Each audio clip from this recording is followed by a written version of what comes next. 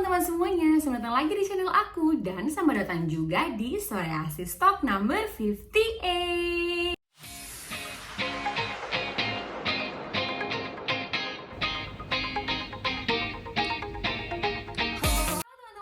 Selamat datang lagi di Psoriasis Talk. Pada episode kali ini, aku akan membahas tentang bagaimana caranya keluar dari kesedihan, apalagi pada saat awal-awal nih kita baru terdiagnosa atau kita baru tahu kalau kita mengidap satu sakit autoimun, yaitu psoriasis ataupun jenis-jenis sakit yang lainnya. Jadi yang penasaran, jangan di skip videonya ya, nonton terus sampai habis. Yakin banget pasti semua orang yang mempunyai sakit apapun, mau autoimun atau jenis-jenis sakit mungkin yang lebih parah, itu pasti pernah mengalami fase dirinya itu berada di titik sedih atau titik terjatuh atau titik terbawah dalam hidupnya. Dan terkadang orang itu tuh suka bingung atau orang itu tuh suka bertanya-tanya, gimana ya caranya supaya aku nih bisa kembali lagi bangkit dan tidak terpuruk dalam kesedihan dan juga keterpurukan yang sedang aku alami ini. Apalagi kalau teman-teman tuh baru aja terdiagnosa atau baru aja tahu kalau teman-teman mengidap suatu sakit tertentu. Dalam case ini aku bahasnya lebih untuk psoriasis karena memang aku sendiri juga punya sakit autoimun, yaitu psoriasis. Buat yang nggak tahu psoriasis itu apa, singkatnya aja, psoriasis itu adalah tubuh seseorang itu tuh tidak memiliki imun yang kuat atau imunnya itu tuh terserang, atau jadi imun baik itu tuh jadinya dimakan sama tubuh kita karena dikira itu adalah sebuah penyerangan dan akhirnya keluar atau muncullah di permukaan kulit. Jadi bisa dibilang ya, orang-orang suka mikirnya itu sakit kulit, padahal sebenarnya ini adalah sakit autoimun psoriasis yang dimana adanya kerusakan imun sistem dalam tubuh orang tersebut. Buat full penjelasannya, terus juga sharing-sharing aku, bisa langsung aja di scroll ke bawah lagi nih. Dari episode pertama, aku sharing tentang sakit psoriasis aku ya. Oke, langsung aja kita ke topik kita ya. Yang pertama, cara untuk bisa bangkit dari kesedihan itu adalah cari tahu dulu apa sih sebenarnya kesedihan yang kalian punya, atau apa sih sebenarnya trigger atau penyebabnya atau masalahnya tuh apa. Kalau misalnya aku, karena memang dari awalnya itu aku udah tahu apa penyebabnya, which is adalah aku tidak bisa terima atau aku menyangkal diri dengan adanya psoriasis. Jadi udah jelas banget nih kan, penyebab aku sedih, penyebab aku terpuruk itu adalah sakit psoriasis yang aku alami tiba-tiba pada saat aku berada di SMA, di usia 16-17 tahun, masih puber, terus juga baru mau merasakan yang namanya masa SMA, akhirnya sakit, jadi merasa beban, jadi merasa kok audisi yang sakit, kok kenapa? Padahal aku tuh hidupnya bener-bener baik-baik aja, sehat-sehat aja, tapi tiba-tiba bisa mengidap sakit yang seperti ini. Jadi karena tuh suka nggak mau dan selalu menyangkal bahwa aku tidak sakit psoriasis gitu.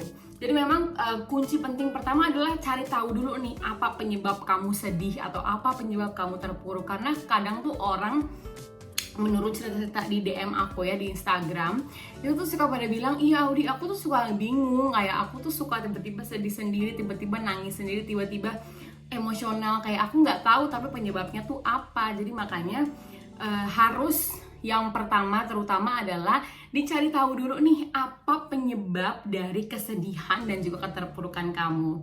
Kalau kamu udah tahu apa penyebabnya, itu pasti bakalan lebih mudah lagi untuk mendeteksi langkah-langkah selanjutnya yang harus kita lakukan. Kedua adalah luapkan kesedihan. Nah, luapkan kesedihan ini tuh setelah kita udah tahu ya, ketika kita udah tahu kita tuh sedihnya karena apa, penyebabnya apa, sekarang mulai nih cari luapkan kesedihan kita. Bisa dengan menangis, bisa dengan berteriak, bisa dengan ketawa, marah, karena memang ekspresi orang untuk meluapkan kemarahan atau kesedihan kan berbeda-beda.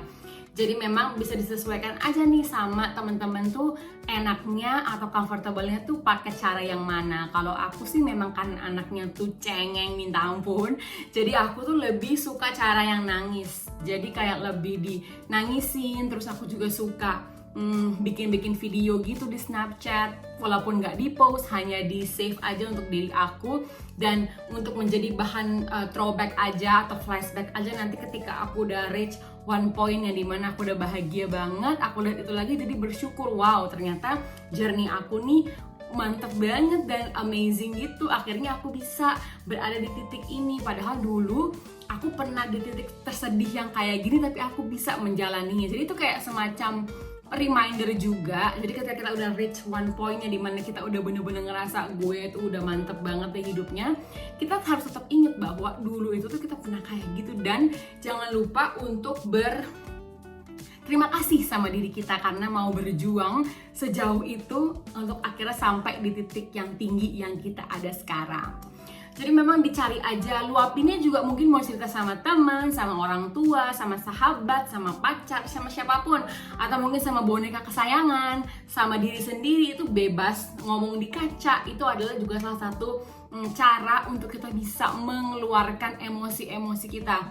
Sekarang kan juga lagi zaman tuh kan yang mewarnai buku, terus juga pakai beats, contohnya bakal aku taruh ya mungkin kalau ada yang nggak tahu. Jadi memang lagi zaman banget sekarang juga, mungkin karena sedang corona, banyak orang juga mengalami tekanan mental, stres di rumah kelamaan, jenuh, bosan. Akhirnya sekarang banyak orang tuh meluapkannya dengan menggambar, terus juga mewarnai, pasang-pasang beats yang lucu itu, main puzzle. Jadi bisa dikeluarin aja apapun kesukaan kalian, coba dikeluarkan dan diluapkan melalui hal tersebut. Yang ketiga itu cari kegiatan. Nah, setelah udah tahu masalahnya, terus juga udah bisa meluapkannya, sekarang adalah cari kegiatan yang dimana bisa mendistraksi si sedih kamu atau si terpuruk masalah kamu ini. Jadi mungkin bisa masak, atau mungkin yang kerja bisa jadi lebih semangat lagi kerjanya, jadi lebih mencari-cari kegiatan dalam pekerjaan itu.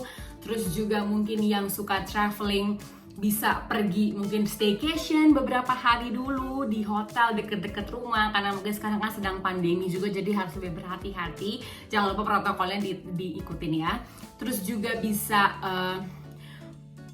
jalan pagi, jogging, apapun, intinya cari kegiatan yang kalian tuh suka. Kalau buat Audi, aku tuh suka masak, aku tuh suka bikin video kayak gini, ngomong sama kamera, aku suka nyanyi. Ya udah, aku luapin aja. Pas lagi rajin banget tiap hari masak apapun aja yang aku suka. Oh, itu aku masak mac and cheese, terus aku masak macaroni apa gitu-gitu. Jadi emang sesuatu yang aku sukain dan akhirnya aku luapkan untuk akhirnya aku bisa ke distract pikirannya dari kesedihan dan juga keterpurukan yang aku punya itu. Cuma kalau teman-teman ngerasa enggak deh Audi, kayaknya kalau kegiatan kayak gitu tuh aku malah jadi nggak bisa, makin lupa. Ya udah, pakai cara aku yang biasanya aku pakai tuh adalah aku diem aja. Jadi aku hanya menjalankan hari-hari seperti biasanya, apapun kegiatan harian aku tuh aku lakukan seperti biasanya, tapi dengan catatan aku tidak sama sekali mau memikirkan hal tersebut. Contoh, kalau untuk psoriasis aku, karena semuanya tuh kelihatan banget di muka, di badan, di punggung, di kaki, di tangan, semua tuh terlihat dengan jelas secara visual. Aku berusaha menggunakan baju-baju yang menutupi at least bagian-bagian merah-merah tersebut. Jadi otak aku tuh tidak melihat itu, atau mata aku tuh nggak melihat. Karena ketika aku melihat lagi, stres, langsung kepikiran, kok aku sakit lah, kok aku gini, kok aku gitu. Jadi aku berusaha untuk menutupi. Banyak orang bilang itu salah, harusnya kamu jangan seperti itu. Cuman kan setiap orang caranya beradaptasi dengan masalah kan pasti berbeda-beda kan. Jadinya menurut aku cara seperti ini tuh aku sangat-sangat enjoy dan comfortable, dan ini aku terapin tuh most of the time ketika aku lagi kumat juga. Jadi ketika aku udah males banget, pokoknya gue nggak mau cari kegiatan, pokoknya mau diem-diem aja, ya udah itu yang aku lakukan. Jadi rutin aku setiap hari, tetap aku lakuin seperti biasanya. Tapi bedanya adalah aku lebih nggak memikirkan dan aku lebih berusaha menjaga hati aku dengan cara pakai baju agak panjang mungkin. Terus mungkin kalau aku ada merah-merah di sebelah sini, di leher apa, aku pakai rambut yang nggak aku kuncir, aku rambutnya turunin aja. Terus pakai baju yang tertutup banget. Jadi supaya akunya sendiri nyaman dan orang lain ketika ngeliat aku juga nggak banyak-banyak pertanyaan yang dimana hanya akan bikin aku semakin pusing dan semakin overthinking gitu, kayak oh iya ya berarti kelihatan banget nih si psoriasis aku, sampai orang lain aja tuh nanya ke aku kan apa yang terjadi gitu. Jadi berusaha aja untuk menjaga hati kita supaya enggak menjadi bahan overthinking. Apalagi teman-teman kalau yang suka overthinking kayak aku, hati-hati, itu tuh bisa menjadi salah satu trigger terbesar.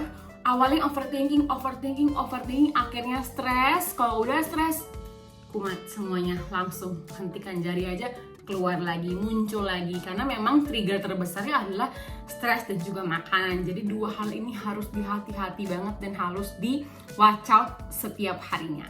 Kayaknya 3 tips tadi itu adalah 3 utama yang selalu aku lakukan atau yang sering banget nih aku implementasikan ke hidup aku sehari-harinya. Especially ketika lagi kumat psoriasis, itu tuh aku selalu lakuin itu lagi dan lagi secara nggak sadar. Walaupun memang aku nggak pernah nulis di buku, buku diary kayak gitu, aku nggak pernah sama sekali. Tapi aku tuh lebih ke secara verbal, aku lebih ke secara bikin video, terus aku save, terus aku lebih ngomong di VN, di handphone kan bisa di save juga. Karena aku orangnya memang kurang suka nulis sama kurang suka ngetik panjang gitu. Jadi menurut aku lebih simple aja kalau aku tinggal ngomong dan atau tinggal bikin video untuk sekalian jadiin memory juga kan untuk aku ke depannya. Jadi berusaha aja teman-teman untuk cari sesuatu yang senyamannya kalian. Semuanya itu progress dan takes time. Gak ada yang hari ini bilang bisa menerima psoriasis, besoknya langsung bisa, itu nggak mungkin. Kayak itu pasti akan sulit, karena ketika di 2019 bulan Agustus tanggal 31 aku bikin video pertama di YouTube, itu juga adalah hari pertama dimana aku bisa menerima psoriasis aku. Tapi bukan berarti di tanggal selanjutnya itu tuh aku udah bener-bener bisa, enggak juga. Masih ada beberapa minus yang aku lakuin juga, masih ada beberapa kekurangan juga. Tapi day by day-nya aku selalu belajar lagi supaya progressing nih. Jadi sampai hari ini pun aku bisa proudly say that I already not 100%, tapi mungkin kayak 97% aku bisa menerima sakit ini. Karena 3%-nya mungkin ada kurang-kurang lah, lagi sakit kumat, masih suka tutup horden karena mungkin masih malu atau mungkin masih suka overthinking, lagi mandi kadang masih suka nunduk. Ya menurut aku tuh 3% aja, tapi 97%-nya puji Tuhan aku sudah bisa nih akhirnya menerima semuanya yang aku punya. Orang tanya, orang gimana, orang ngeliat aku, lebih ke bodo amat dan lebih ke I'm proud aku punya psoriasis ini, karena itu bisa menjadi salah satu bagian jernih hidup aku yang mungkin orang lain tuh nggak punya. Jadi dengan sakit ini membuat hidup aku berwarna dan membuat hidup aku tuh lebih berbeda daripada orang-orang di luar sana. Jadi mau nangis. Nggak boleh lebay. Ya udah guys, gitu aja kayaknya sharing aku tentang bagaimana caranya keluar dari kesedihan psoriasis atau sakit-sakit yang lainnya itu. Karena memang cukup banyak nih teman-teman yang DM aku di Instagram minta sharing, Audi gimana. Ya, jadi aku kepikiran kenapa enggak aku langsung aja nih bikin video supaya lebih kesebar luas aja message aku untuk semua teman-teman. Apalagi sekarang yang sedang battle penyakit apapun, seberat apapun, semangat terus. Aku yakin kalian semua pasti bisa menghadapinya dan juga melewatinya. Jangan lupa dijaga stresnya, dijaga makannya, terus juga jangan lupa juga berdoa, berserah. Karena at the end of the day, kalau kita itu hanya cuman berusaha tanpa berdoa atau berdoa tanpa berusaha, tidak akan pernah ada yang terjadi. Kan memang harus balance dan juga harus seimbang. Begitu guys. Jadi thank you so much for watching Psoriasis Talk episode kali ini. Kita ketemu lagi di episode selanjutnya.